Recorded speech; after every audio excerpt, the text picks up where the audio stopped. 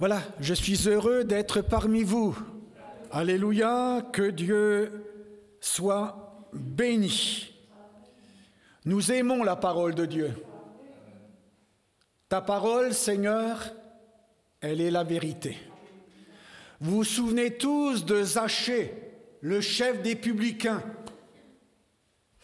La Bible nous dit le concernant, il cherchait à voir qui était Jésus. Il avait le désir de voir Jésus. Ou même dans une autre circonstance, des Grecs sont venus à Jérusalem pour adorer et ils ont dit « Nous voudrions voir Jésus ».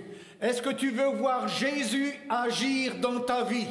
Est-ce que tu veux voir Jésus œuvrer dans ta vie? Nous réalisons que rien n'est impossible à Dieu et Dieu fait au-delà de ce que nous pouvons demander et même penser. Et nous croyons que Dieu veut venir à notre secours. Dieu veut venir à ton secours ce matin. Dieu connaît ta vie. Moi, je me réjouis de ce que je suis avec vous ce matin. C'est vrai que dans le milieu de la semaine, je disais, Seigneur, tu vois, il me faut prêcher dimanche. Mais je ne sais pas sur quoi je vais prêcher, Seigneur. Je te prie de m'aider, de me conduire. Et il m'a conduit. Je ne savais pas dans quel lieu, mais peu importe. Et vous savez que souvent je me réveille la nuit et aussitôt je prie, dis Seigneur conduis, fais grâce. Et puis il y a un nom qui est venu au fond de mon cœur. Vous savez, moi j'aime la présence de Dieu, j'aime prier, j'aime louer. Bon, le sommeil je ne l'ai pas toujours, enfin peu importe. Mais le principal, c'est souvent, dès que je me réveille, moi je prie le Seigneur. Et puis un nom est arrivé dans mon cœur, je vais vous le dire, je ne sais pas si vous le connaissez dans la Bible. Peut-être vous allez me dire Moïse, Samuel. Non, pas du tout. Onésiphore. Vous connaissez Onésiphore? Et notre frère nous a lu un passage dans Timothée et nous trouvons ce nom Onésiphore. Et moi-même j'ai été étonné lorsque le Seigneur m'a mis ce nom. Mais en réalité, c'est quelque chose d'extraordinaire, ce nom. Alors, on va le découvrir ensemble ce matin. Vous voulez bien? Allez, dites Alléluia, hein? Le Seigneur, il est au milieu de nous, il veut nous faire du bien. Alors, on va lire dans 2 Timothée, au chapitre 1er. Et quand notre frère a lu comme introduction que l'apôtre Paul a été établi dans le ministère, j'ai dit merci Seigneur parce que tu confirmes ce que tu as mis sur mon cœur. 2 Timothée 1,15.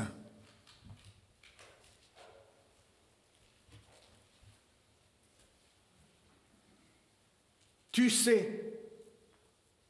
sais que tous ceux qui sont en Asie m'ont abandonné. Entre autres, Phygèle et Hermogène. Que le Seigneur répande sa miséricorde sur la maison d'Onésiphore, car il m'a souvent consolé et il n'a pas eu honte de mes chaînes. Au contraire, lorsqu'il est venu à Rome, il m'a cherché avec beaucoup d'empressement et il m'a trouvé. Que le Seigneur lui donne d'obtenir miséricorde auprès du Seigneur en ce jour-là. Tu sais mieux que personne combien de service il m'a rendu à Éphèse. Et puis on va continuer parce que au chapitre 4, toujours du même livre, au chapitre 4, et au verset 19. 2 Timothée 4, 19. Salut Prisca ou Priscille et Aquilas et la famille d'Onésiphore. Vous savez, nous formons tous une maison. Si je demande à Josué, moi et ma maison, nous servirons l'Éternel. Moi et ma maison, nous servirons l'Éternel. Si je demande à Corneille, sa maison, ses intimes ont été baptisés dans le Saint-Esprit. Alors que l'apôtre Pierre prêchait, le Saint-Esprit est descendu sur l'auditoire. Et nous pourrions dire ce fut une deuxième Pentecôte, mais là, celle-ci chez les païens. Dieu donne le Saint-Esprit à ceux qui le lui demandent. Dieu donne le Saint-Esprit à ceux qui lui obéissent. Dieu donne le Saint-Esprit à ceux qui écoutent sa parole. Dieu donne le Saint-Esprit à ceux qui ont soif. Moi, béni soit le Seigneur, le jour où le Seigneur m'a rempli du Saint-Esprit et tout cela a changé ma vie d'adolescent. Et je sais que ce jour-là, ma vie a basculé, mais véritablement dans le bon sens. Donc je reviens à notre première lecture. Paul, lorsqu'il écrit au jeune Timothée, il cite et il indique une famille. La famille Onésiphore. J'aimerais que Dieu dise la même chose concernant ma famille. Dans ma famille, il y a eu des suicides. Dans ma famille, il y a eu toutes sortes de choses. C'est vrai que je n'ai pas choisi ma famille. Je suis né dans une famille. Mais un jour, j'ai obtenu miséricorde.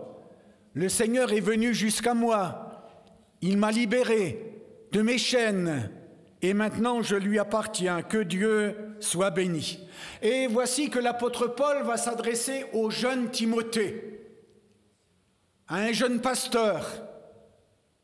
Et il va lui dire, c'est vrai, quand je lis les deux épîtres, l'apôtre Paul rappelle à Timothée, souviens-toi de Jésus-Christ, issu de la postérité de David. Souviens-toi de Jésus-Christ. Si nous sommes là ce matin, c'est parce que Jésus nous a sauvés.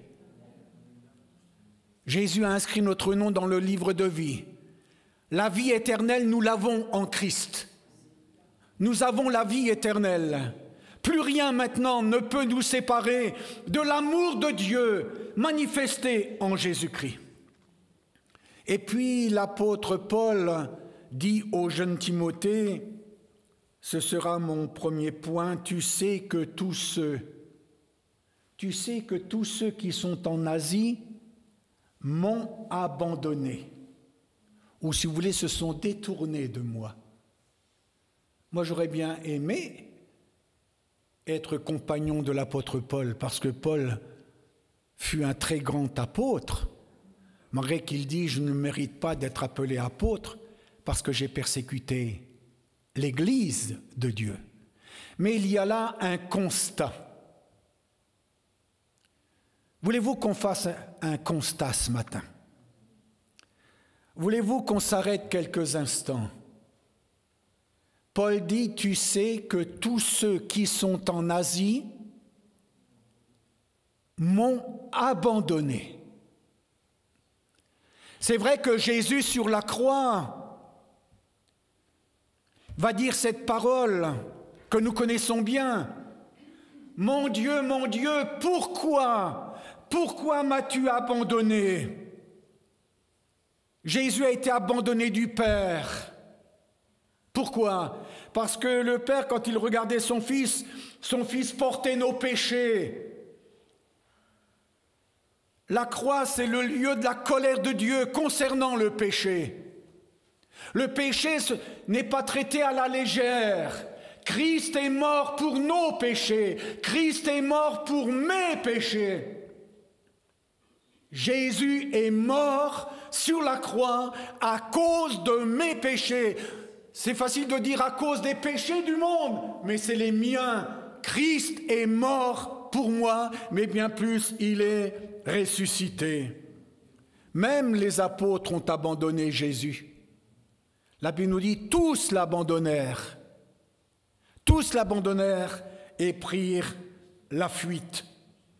Et même dans le livre de l'Apocalypse, il nous est parlé d'une église, et d'ailleurs c'est l'église d'Éphèse, lorsque Dieu dira « Mais ce que j'ai contre toi, c'est que tu as abandonné ton premier amour. » Quand on abandonne son premier amour,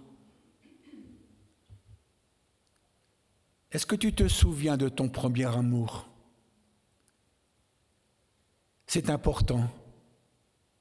Pourquoi y a-t-il eu ce changement? Tu m'as abandonné. Tu as abandonné ton premier amour. Tu as abandonné ton poste. Vous savez que la Bible nous dit concernant Habacuc, « J'étais à mon poste. Je veillais pour voir ce que l'Éternel me dirait, être à son poste. » Quand je lis dans le livre des Actes des Apôtres, Pierre et Jean montaient au temple à l'heure de la prière. L'heure de la prière, c'est une heure vitale, c'est une heure indispensable, la prière. Sans prière, on ne peut aller beaucoup loin, très loin. Mais nous savons que la prière du juste a une grande efficace. Tu as abandonné ton premier amour quand on n'aime plus. Mais je veux aimer. Souvent je dis, Seigneur, apprends-moi à t'aimer et donne-moi d'aimer comme toi tu aimes. Je veux aimer comme Jésus aime. Le poste de la prière. Alors que l'apôtre Pierre avait été arrêté, que Jacques, on l'avait décapité, l'Église ne cessait de prier pour Pierre. N'arrête pas de prier, continue à prier, persévère dans la prière, va de l'avant, ne lâche pas prise, mais regarde à Jésus. Le secours me vient de l'Éternel, celui qui a fait le ciel et la terre. Abandonner le poste de la prière, ne plus prier. Abandonner le poste du témoignage. La Bible nous dit que l'Église de Jérusalem, elle rendait témoignage de la résurrection du Seigneur et une grande grâce reposait sur elle. Alors Paul fait ce constat, tu sais que tous ceux qui sont en Asie m'ont abandonné. Paul, il est seul. Mais il a le secours du Seigneur. Vous savez, Jésus fait aussi un constat, quand le Fils de l'homme viendra, trouvera-t-il la foi sur la terre? Parce qu'il nous est parlé aussi qu'un grand nombre, que l'amour de beaucoup se refroidira. Cet amour me pousse vers l'autre. Cet amour me pousse vers le prochain. Cet amour, Seigneur, me conduit vraiment à t'aimer davantage. Vous savez, l'approche de la croix, c'est important. Si quelqu'un veut venir à moi, qu'il renonce à lui-même, qu'il se charge de sa croix et qu'il me suive. Je pense à Thomas. Thomas, nous le connaissons bien. Pendant 8 jours, ça a été très très difficile pour lui parce que les disciples lui disaient « Nous avons vu le Seigneur !» Mais pour lui, il ne réalisait pas. Et 8 jours après, la Bible nous dit 8 jours. Donc Thomas a été dans un combat difficile pendant 8 jours. Peut-être que vous, ça dure depuis des années, mais ne lâche pas prise. Fais confiance au Seigneur. Moi, j'ai confiance en ta bonté. J'ai de l'allégresse dans le cœur. Et je sais que pour moi, m'approcher de Dieu, eh bien, c'est mon bien. Paul fait un constat et il le dit à Timothée, tu sais que tous ceux qui sont en Asie m'ont abandonné. Quand on fait un petit peu une rétrospective, parfois même sur l'Église, on dit, mais tiens, je ne vois plus un tel, où sont-ils? C'est important. Seigneur, que je sois fidèle jusqu'au bout, sois fidèle jusqu'à la mort, et je te donnerai la couronne de vie. Je continue concernant, parce qu'on va aborder Onésiphore, que le Seigneur répande sa miséricorde sur la maison d'Onésiphore. C'était une maison qui était bénie. Est-ce que ta maison est bénie? Est-ce que ta maison est visitée par le Saint-Esprit? Est-ce que ta maison est visitée par la parole de Dieu? J'ai besoin de me nourrir de la parole du Seigneur. Vous savez, la miséricorde. Vous vous souvenez de cet homme qui était tombé entre les mains des brigands, qui l'ont dépouillé? Et un homme va dire, c'est celui qui a exercé la miséricorde, c'est celui qui aide, c'est celui qui vient secourir, c'est celui qui réconforte. Alors béni soit le Seigneur. Il y a un psaume où 26 fois le mot miséricorde est répété. C'est le psaume 136, nous n'allons pas le lire. Ou peut-être simplement les 2-3 premiers versets. Le psaume 136. Regardez, louez l'Éternel, car sa miséricorde durera toujours. Et pendant 26 fois, dans ce psaume, il est marqué, car sa miséricorde dure à toujours. Je voudrais aller beaucoup plus loin, mon frère, ma sœur, et m'arrêter vraiment à Onésiphore, parce que maintenant, l'Écriture en parle d'une façon précise. Tu sais que tous ceux qui sont en Asie m'ont abandonné, entre autres Phygèle et Hermogène, que le Seigneur répande sa miséricorde sur la maison d'Onésiphore. Alors, je voudrais m'arrêter maintenant à la signification d'Onésiphore. Vous savez, quand il y a une naissance, par exemple, on donne un nom, et parfois la signification est très importante. Nathanaël, par exemple, son nom signifie don de l'Éternel. Et savez-vous quelle est la signification d'Onésiphore? Et ça, je le mets en évidence tout de suite. Celui qui procure un avantage. Celui qui donne un avantage. Là où était Onésiphore, il apportait avec lui non pas un inconvénient, mais un avantage. Alors mon frère, ma sœur, là où tu es, puisque tu es la lumière, puisque tu es le sel, puisque tu es la bonne odeur de Jésus, tu apportes un avantage. Tu apportes un plus. Et vous comprenez bien, mon frère, ma sœur, que là où il y a un enfant de Dieu, il y a un plus et non pas un moins. Un jour, une chrétienne va trouver son pasteur et elle lui dit « J'en ai marre sur mon lieu de travail, je suis harcelé, ça ne va pas. Vraiment, je vais quitter mon emploi. Je vais quitter ma place. » Le pasteur lui dit comme cela « Mais ma chère sœur, le Seigneur, il met une lumière où ça ? Dans un lieu ténébreux. On met des lumières là où il y a des ténèbres. » Et la sœur a très bien compris, elle a très bien compris. Elle a commencé à prier pour ses collègues. Elle a commencé à dire « Seigneur, tu m'as placé dans un lieu infernal, mais tu veux que je sois la lumière du monde, eh bien je vais prier pour tous ceux qui me persécutent. Et en l'espace d'un an, il y a eu un grand changement, et même certains se sont convertis.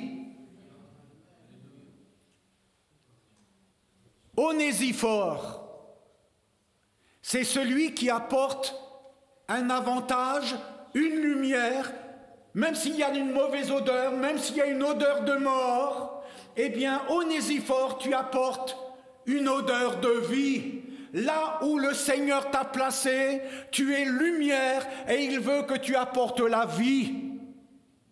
Et là, c'est quelque chose de très important. Onésiphore, celui qui apporte la vie, béni soit le Maître. Même dans l'Ancien Testament, il nous est dit, l'Éternel fera de toi la tête et non la queue. Tu seras toujours en haut et tu ne seras jamais en bas. C'est vrai que dans notre vie chrétienne, parfois on connaît des bas, mais nous savons que le Seigneur peut nous relever. Est-ce que tu crois que le Seigneur peut te relever? Alors, vous voyez, vous me suivez toujours? Onésiphore, c'est celui qui procure un avantage, que Dieu soit béni. Alors, j'aimerais découvrir son identité maintenant. Mon identité, c'est enfant de Dieu. Né d'en haut. Voilà mon identité. Je découvre dans Onésiphore des vertus. J'ai besoin de ces vertus, ces qualités spirituelles. Le chrétien a en lui des qualités spirituelles, mais le fruit de l'esprit, c'est l'amour, la paix, la joie, la patience, la bienveillance, la fidélité. Dieu veut découvrir en moi ces choses, que Dieu soit béni. Alors, on va découvrir l'identité d'Onésiphore. Il nous est dit, car il m'a souvent consolé. Nous sommes appelés à consoler.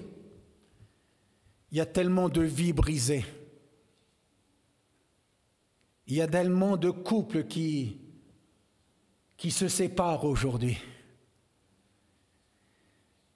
Il y a tellement de difficultés qu'on a besoin de la grâce de Dieu. Et ce que je remarque, c'est que Onésiphore, il consolait. Et Paul dit, il m'a souvent démonté. Non. Voyez-vous, une sœur, une fois, est allée voir une autre sœur qui venait d'accoucher, et le petit, dès sa naissance, il était malade. Il avait une certaine maladie. Et quand la sœur est allée voir, elle a pu dire ces mots qu'il ne faudrait pas dire. « Oh, ma chère sœur, s'il vous arrive ça, c'est parce que vous avez péché. » La pauvre, il a fallu que le pasteur passe derrière et qu'il remonte. Parce que Job n'avait pas péché, mais il a drôlement été affligé. Il a drôlement été affligé, même ruiné. Mais Dieu va le relever.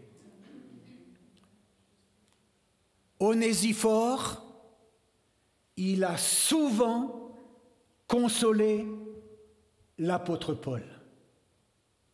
C'est vrai que Job rencontrera des consolateurs très très fâcheux, alors qu'en réalité, nous sommes là pour aider, pour partager. Quand quelqu'un traverse des moments difficiles, nous sommes là pour l'aider, comme Hur et Aaron le feront pour Moïse. Ils vont soutenir ses mains et la victoire sera totale, entière, que Dieu soit béni. Bien sûr, il y a le Saint-Esprit qui nous console. Merci au Seigneur. Mais Paul le dira, on pourrait... 2 Corinthiens, chapitre 1er, verset 3. Au lieu que je vous le cite, vous allez le lire avec moi. Quand j'ai noté la référence, 2 Corinthiens 1, 3.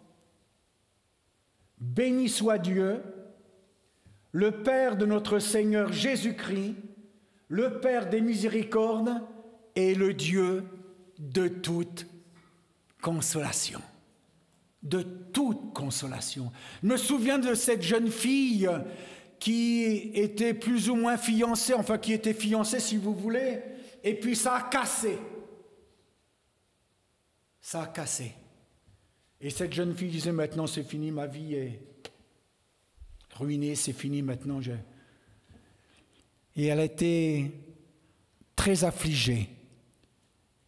Mais Dieu console. Dieu vient à notre secours. Le Seigneur est mon aide. Je ne craindrai rien. Et je peux vous dire que cette jeune fille, maintenant, elle a 2 enfants et elle a un couple merveilleux, alors que Dieu soit béni.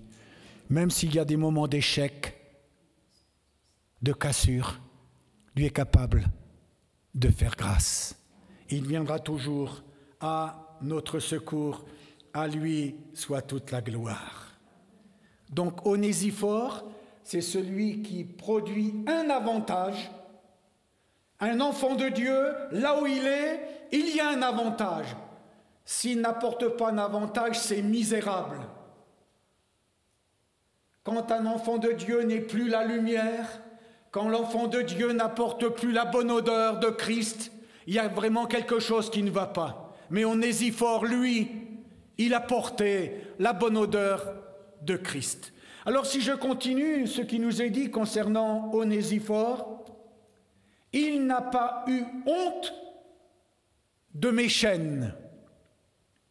Donc Paul est prisonnier.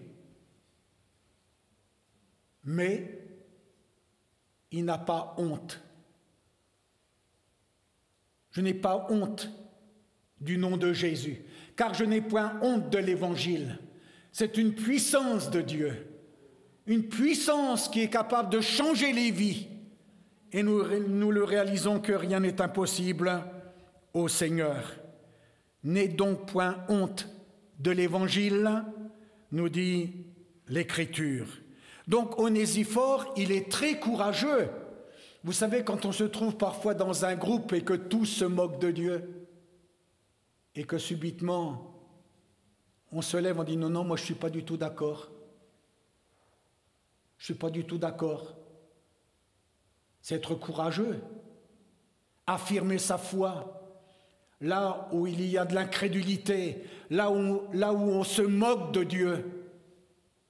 Dire, moi je crois que Jésus est mon sauveur, je crois que Jésus est mort pour moi sur la croix, alors que tous se moquent.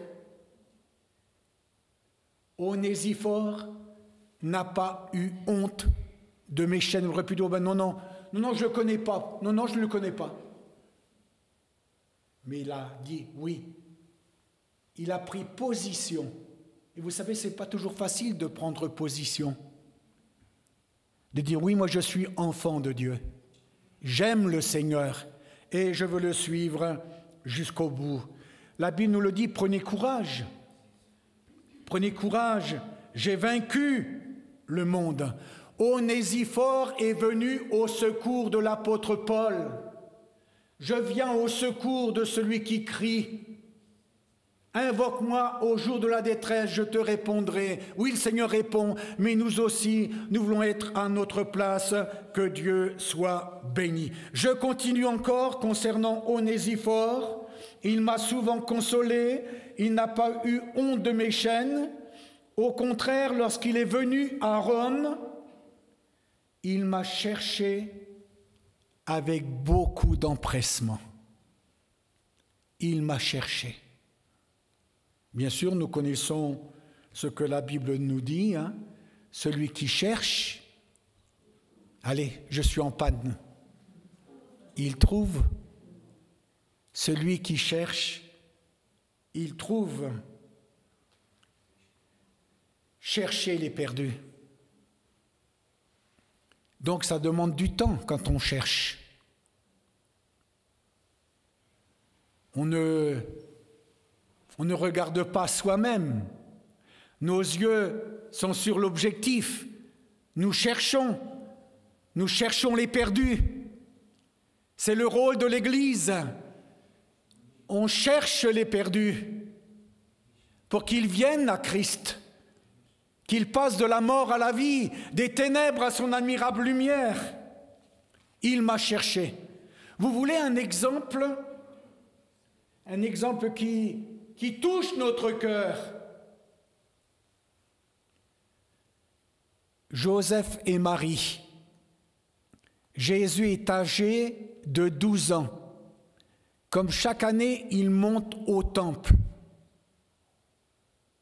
Et puis, tout se passe bien. Ils repartent chez eux.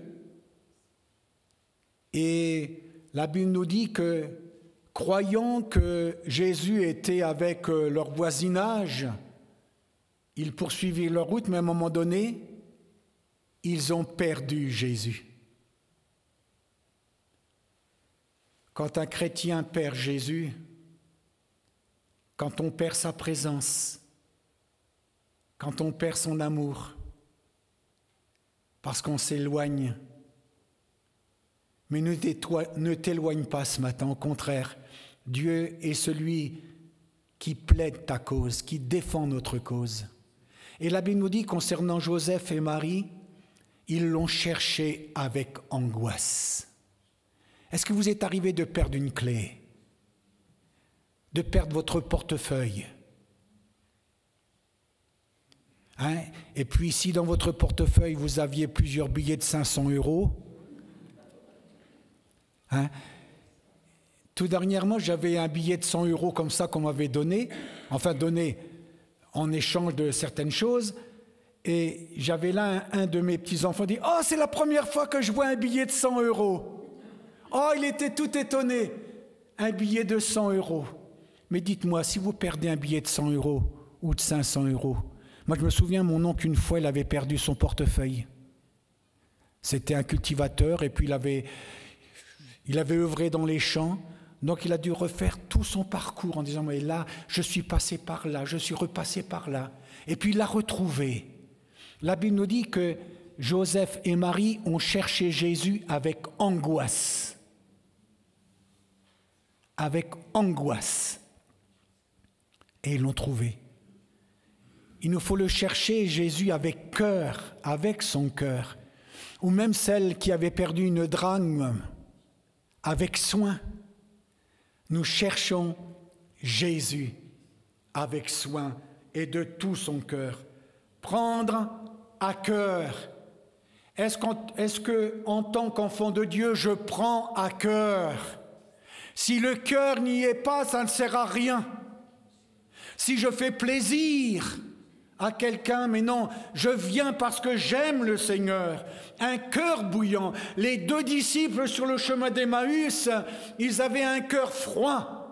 Eh bien, Jésus va réchauffer leur cœur. Notre cœur ne brûlait-il pas au-dedans de nous lorsqu'il nous parlait en chemin? La parole de Dieu trouve le chemin de notre cœur. Et ça nous fait du bien. Béni soit le Seigneur. Vous vous souvenez de Ruth et de Boaz? Boaz a parlé au cœur de Ruth. Ce matin, Dieu parle à ton cœur. Il veut parler à ton cœur. Il veut réchauffer ton cœur. Il veut t'aider. Il veut le remplir de sa sainte présence. Parce qu'il nous aime. Béni soit le Seigneur. Tu as parlé au cœur de ta servante et tu m'as consolé. Comme Joseph, il va parler au cœur de ses frères. J'ai besoin que Dieu parle à mon cœur et qu'il me fasse beaucoup de bien. Le psaume 12, nous n'allons pas le lire, il nous est parlé des cœurs doubles. Ce n'est pas un cœur sincère, ça. Un cœur double. Le chrétien n'a pas de cœur double. Il est vrai. Que tout ce qui est vrai, tout ce qui mérite l'approbation soit l'objet de vos pensées.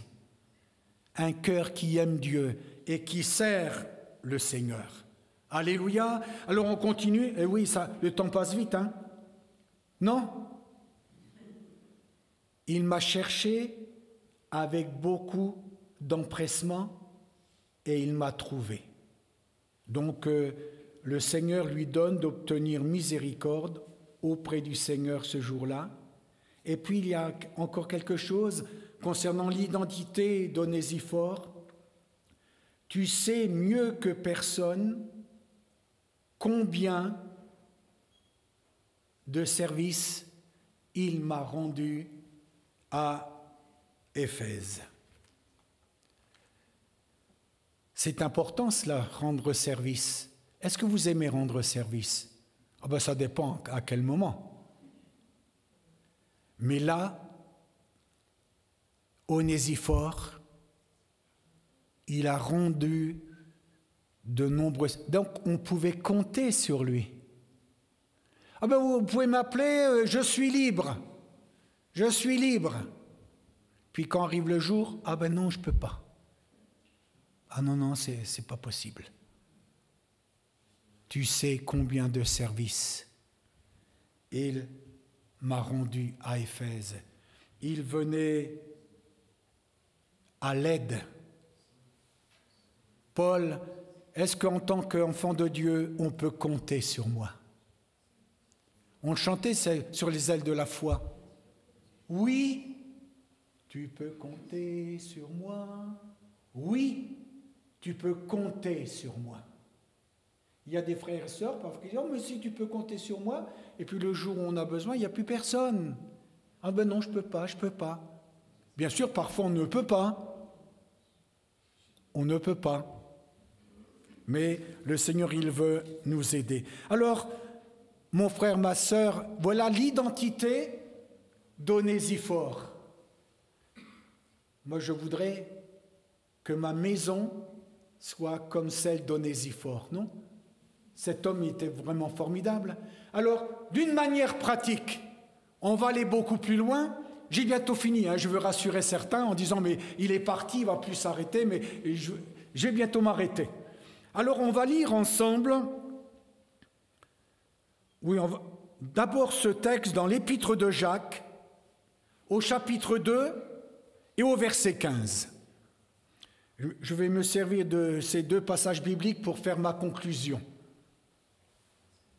Si un frère ou une sœur sont nus et manquent de la nourriture de chaque jour, et que l'un d'entre vous leur dise « Allez en paix, chauffez-vous et vous rassasiez », et que vous ne leur donniez pas ce qui est nécessaire au corps, à quoi cela sert-il? Il en est ainsi de la foi. Si elle n'a pas les œuvres, elle est morte en elle-même. Et puis, la lecture sera beaucoup plus longue dans Matthieu 25 maintenant. Matthieu 25, au verset 34. Ça va, mon frère, ma sœur?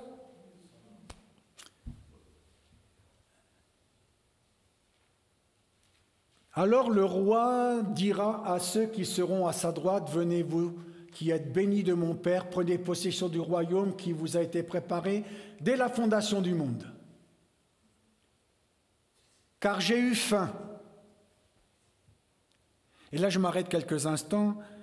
Alors que j'étais dans une assemblée, à la fin du culte, on dit « Allez mes frères et sœurs, bon appétit !» Et puis, à la fin du culte, une sœur est venue me voir. Elle dit, « Monsieur Durand, vous avez dit bon appétit, moi je n'ai rien à manger ce midi. » Ça m'a beaucoup surpris. Et c'est vrai que maintenant, je ne le dis plus. Depuis de nombreuses années, je ne le dis plus à la fin d'un culte. « Allez, mes frères et sœurs, bon appétit. » Elle dit, « Non, je n'ai rien à manger. » Et bien sûr, j'ai fait tout le nécessaire pour que cette sœur ait à manger. Car j'ai eu faim et vous m'avez donné à manger. J'ai eu soif, comme Onésiphore, m'avait donné à boire. J'ai été étranger et vous m'avez recueilli. J'étais nu et vous m'avez vêtu. J'étais malade et vous m'avez visité. J'étais en prison comme Paul, et Onésiphore est allé le visiter, vous êtes venu vers moi. Les justes lui répondront, Seigneur, quand t'avons-nous vu avoir faim et t'avons-nous donné à manger, ou avoir soif et t'avons-nous donné à boire? Quand t'avons-nous vu étranger et t'avons-nous recueilli, ou nu et t'avons-nous vêtu? Quand avons-nous vu malade ou en prison et sommes-nous allés vers toi? Et le roi leur répondra, je vous le dis en vérité, toutes les fois que vous avez fait ces choses à l'un de ces plus petits, de mes frères, c'est à moi que vous les avez faites. Le chrétien, c'est un onésiphore. Nous sommes des onésiphores. Nous devons apporter véritablement un avantage là où nous sommes. Béni soit le Seigneur. Je conclus maintenant, mon frère, ma sœur. Alors, je ne sais pas si dans votre famille, il y aura une naissance. Alors, vous allez dire, soit vos enfants, tu vas l'appeler Onésiphore. Ils vont dire, sûrement pas. Hein? C'est vrai que voilà un mois, une petite fille est née dans notre famille. Et je ne connaissais pas le prénom, Isor. Isor, c'est en grec, ça veut dire plénitude.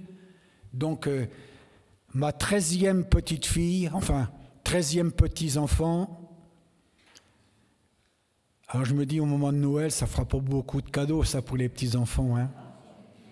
Ça sera la ruine, mais avec l'amour de Dieu dans nos cœurs, eh bien, ça ira. Isor. Mais ça a une souche grecque et ça veut... Vraiment, je n'ai plus en mémoire la signification, mais je sais qu'il y a au moins le mot plénitude. Dieu veut nous combler. Dieu veut te faire du bien ce matin. Alors, sois un onésiphore. Tu veux bien, mon frère, ma sœur? C'est l'exemple biblique, tout simplement. Alors, on va prier ensemble le Maître. Hein? Et on va lui demander qu'il nous fasse du bien. Il nous a fait du bien, le Seigneur, ce matin. À lui soit toute la gloire. Notre Dieu, notre Père, je me réjouis ce matin avec l'Église. Merci pour l'exemple que tu nous as donné de cette maison d'Onésiphore. Non seulement il entraînait toute sa maison, et nous voulons que notre maison, Seigneur, te plaise. Nous voulons dire comme Josué, moi et ma maison, nous servirons l'Éternel. Oui, nous voulons vraiment te suivre pas à pas. Seigneur, fais grâce à cette assemblée locale, bénis chaque membre du corps de Christ et apprends-nous à t'aimer, à te servir. Que vraiment, Seigneur, nous marchions dans tes voies et dans tes commandements pour la seule gloire et l'honneur de ton nom. Amen. Amen.